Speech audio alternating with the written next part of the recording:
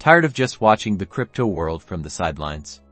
Let's dive into the nitty-gritty and see if you can actually mine Ethereum from the comfort of your own home. First, let's talk hardware. Ethereum mining relies heavily on your computer's GPU or graphics processing unit. You'll need a dedicated graphics card with at least 6 GB of RAM to even consider mining. More RAM generally means better performance. Do some research to find the most efficient GPU for your budget. Websites that compare mining hash rates and power consumption can be invaluable.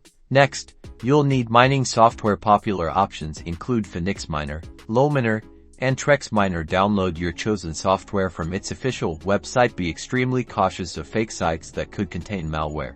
Now for configuration. This usually involves editing a configuration file or using command line arguments. You'll need to specify your Ethereum wallet address, the mining pool you're joining, and other settings specific to the software and pool. Speaking of mining pools, joining one is crucial for consistent payouts. A mining pool combines the computing power of many miners, increasing the chances of solving blocks and earning rewards. Research and choose a reputable pool. Once everything is configured, start the mining software. Monitor your GPU's temperature and hash rate. Overheating can damage your hardware, so keep an eye on those.